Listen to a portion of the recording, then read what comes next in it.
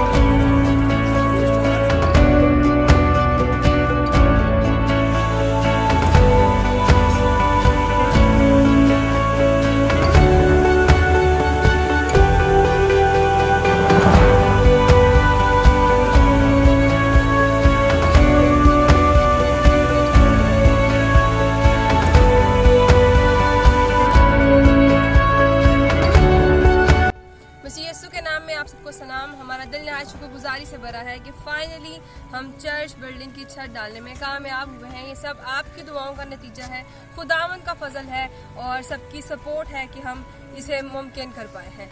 हम खुदावंद के शुक्रगुजार हैं तमाम तर चीज़ों के लिए। और बात कर लें इसकी हिस्ट्री की तो ये जगह हमें अब से 41 साल पहले हुकूमत की तरफ से मंजूर की गई चर्च बिल्डिंग के लिए। और सबसे बड़ी जो काविश थी इस काम में वो थी लबू मसीह की, जो मैं आपको बताती चलूँ कि पास्टर अब्बास के दादाजी हैं, उनकी काविश से ये जगह चर्च के लिए मंजूर हो सकी। उसके बाद इस पर बाकायदा तौर पर काम नहीं हो सका और तकरीबन 18 साल के बाद 2000 के अंदर इसकी बुनियाद रखी गई और फिर से एक दफ़ा काम बंद हो गया। 2001 के अंदर रफ़ीक मसीह ने, जो पास्टर अब्बास के वालिद साहिब हैं, उन्होंने अपने घर के अंदर बेसमेंट में हमें जगह दी ताकि हम वहाँ पर बाकायदा तौर पर दुआ कर सकें, क्योंकि हमारे पास कोई चर्च बिल्डिंग प्रॉपर तौर पर मौजूद नहीं थी। वहाँ पर दुआ होती रही और अब तक हम वहीं पर अपनी संडे मीटिंग्स करते हैं। और उसके बाद हम देखें तो 2018 के अंदर इसके अंदर मिट्टी डाली गई इस जगह में और डैम्प डाला गया और फिर से एक दफ़ा काम रुक गया। 2022 के अंदर बाकायदा तौर पर इसका काम स्टार्ट हुआ और पास्टर अब्बास ने अपने एक कज़न के साथ जो फिनलैंड में रहते थे उनके साथ अपनी रोया शेयर की कि हम इस चर्च को बनाना चाहते हैं, जो पहले यहीं पर मुकीम थे और अब खुदा उनकी फजल से फिनलैंड में होते हैं।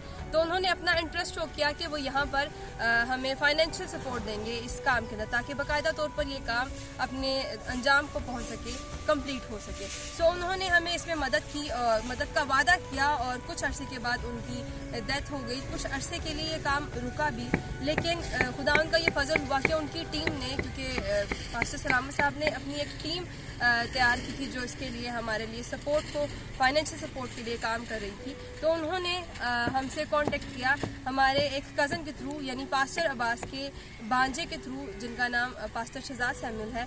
उन्होंने हमसे कांटेक्ट किया और कहा कि वो हमें फाइनेंशियल सपोर्ट भेजना चाहते हैं। तो फिर इस तरह से हम तक फाइनेंशियल सपोर्ट भी पहुंची। आप सबकी दुआओं के ज़रिए से ऐसा मुमकिन हो सका और तमाम तर लोगों की जो इस गांव में भी रहते हैं, सबकी काविश से ऐसा मुमकिन हुआ कि हम इस चर्च को बनाने में कामयाब हुए और आज हम इसकी छत पर मौजूद हैं। हम खुदावन के शुक्रगुजार हैं कि खुदावन ने हमारे लिए ऐसा मुमकिन किया कि यहाँ पर तकरीबन 27 ख़ानदान रहते हैं, लेकिन हमारे पास एक प्रॉपर चर्च बिल्डिंग मौजूद नहीं थी और आज हम इसे कंप्लीट करने में कामयाब हो चुके हैं। मैं आपसे दुआ के लिए रिक्वेस्ट करूँगी कि आप इसको अपनी दुआओं में याद रखिए कि ये चर्च जिस रोया पर कायम किया गया है कि लोग यहाँ पर आकर बरकत को रिसीव कर सकें, खुदावन का नाम इज़्ज़त और जलाल पाता रहे, तो वो ये सब कुछ यहाँ पर हम करने में कामयाब हो सकें और ये सब मिलकर खादिम और लीडर जितने यहाँ पर मौजूद हैं मिलकर खुदावन के काम को आगे बढ़ा सकें। इस सारे काम में पास्टर अब्बास की रोया, उनकी काविश, उनके ख़ानदान की सपोर्ट और उनके चर्च की सपोर्ट, इस कलीसिया की सपोर्ट, इस गांव वालों की सपोर्ट से ऐसा मुमकिन हो सका। हम खुदावन के शुक्रगुजार हैं कि खुदावन ने अपने खादिम को अपने काम के लिए कसरत से इस्तेमाल किया और इस चर्च के काम में बेशक बहुत सारी रुकावटें आईं, बहुत सारे मसाइल का सामना करना पड़ा, बहुत जगह पर एक दफ़ा बिल्कुल वो बहुत ज़्यादा परेशान हो जाते हैं, लेकिन फिर खुदावन का रूह उन्हें तक़वियत बख्शता और वो इस काम को जारी रखते। तो हम खुदावन के शुक्रगुजार हैं कि खुदावन ने अपने खादिम को इस काम के लिए इस्तेमाल किया और साथ उनके एक बहुत बड़ी टीम को तैयार किया जो उनके साथ मिलकर, उनकी बहुत बड़ी सपोर्ट थी, उनका ख़ानदान, उनकी कलीसिया